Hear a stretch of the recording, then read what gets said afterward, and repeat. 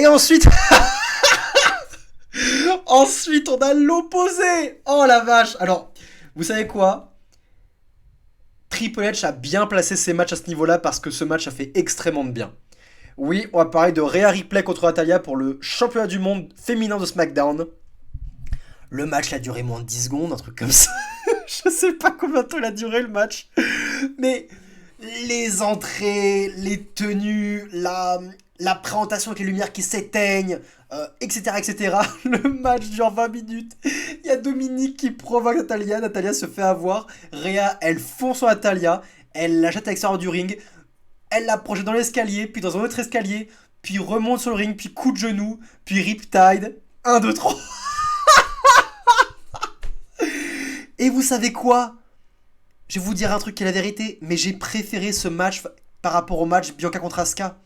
Alors vous allez me dire, non mais là t'abuses, là c'est un peu hypocrite. Non, c'est pas hypocrite. Parce que quand je juge un match, je ne juge pas un match que par sa qualité dans le ring. Et ni même que par les émotions qu'il a véhiculées. Je le juge aussi par sa fonctionnalité. Qu'est-ce qu'il va apporter à un lutteur? Un bon match de catch peut aussi être un match pas forcément bon sur papier, mais qui va élever comme pas possible un talent. Et c'est pour ça, par exemple, que j'ai jugé le match Austin Theory face à John Cena à WrestleMania comme un très bon match de catch.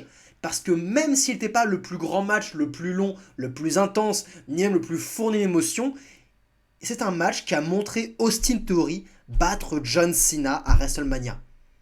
Donc j'ai trouvé ce match bon parce qu'il a élevé Austin Theory. Et moi qui n'arrête pas de parler à quel point Rhea Ripley est au sommet de la chaîne alimentaire, au sommet de la chaîne alimentaire, qu'elle est bien meilleure que tout le monde et qu'elle doit vraiment se placer comme une catcheuse redoutable et au sommet de loin par rapport à toutes les femmes. Le match a été hyper fonctionnel par rapport à ça. Rhea Ripley a décimé son adversaire en moins de 20 secondes dans un pay-per-view.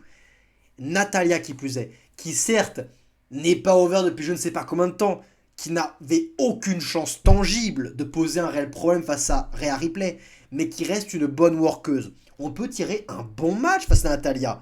Vraiment, si la WWE a décidé de faire un match légèrement compétitif à l'image du Gunther contre Mustafa Ali, Natalya aurait pu remplir le job à la perfection. Vraiment, on aurait pu la voir essayer de blesser la jambe de Rhea à mesure, placer un sharpshooter, un sharptrooper ça s'appelle, je sais plus, un sharpshooter, je crois.